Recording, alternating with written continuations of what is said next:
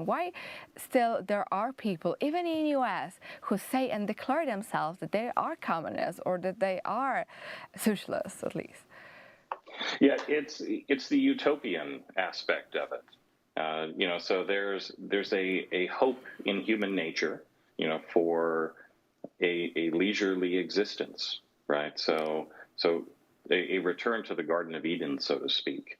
So the communist ideal now is like fully automated luxury communism is what they call it. Where robots and everything take care of everything, and human beings don't have to work. To be free from labor.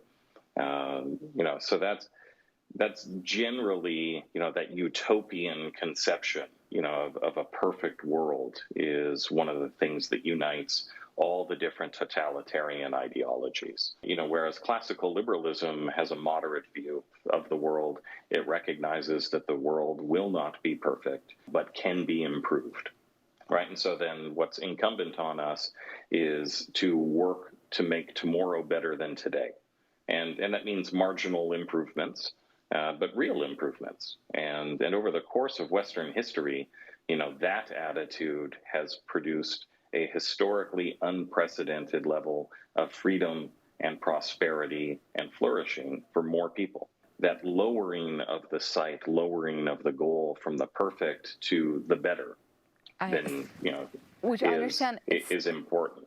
Which stays in an opposite to saying that we can rapidly make a revolution and we will all jump to heaven itself by extincting either certain people or getting rid of something.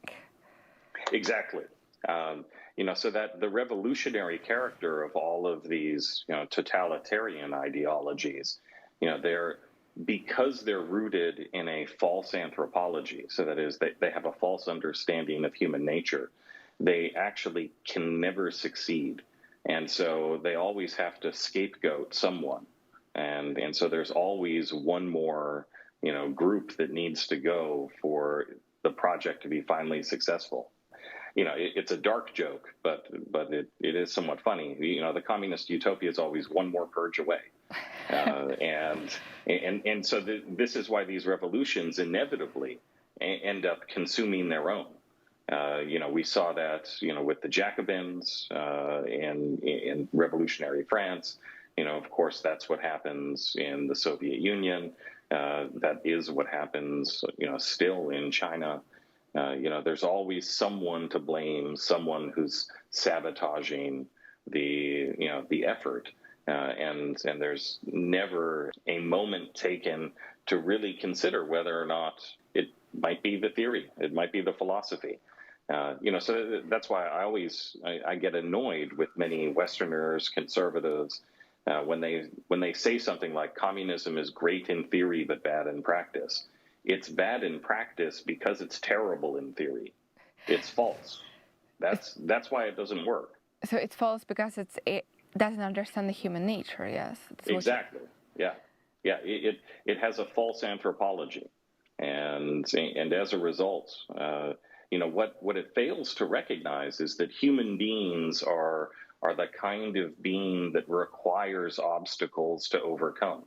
Right. So when you think of exercise, it's very clear, right? You need resistance in order to build muscle. Exercising is unpleasant. I've never met anyone who really enjoys it.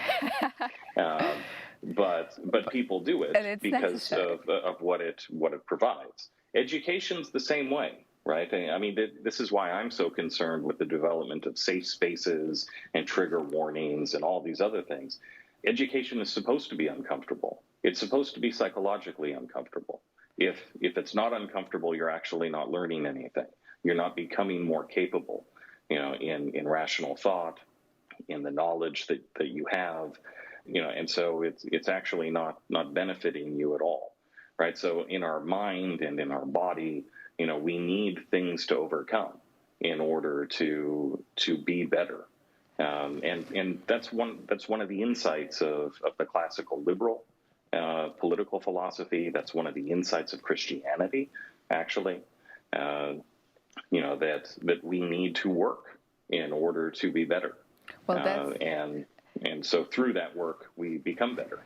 That's a very uncommon, let's say, way of thinking right now, especially around young people who would like to give up work, and most of them, they're already thinking about their pensions. But it's heart lifting that there is someone in Washington, D.C.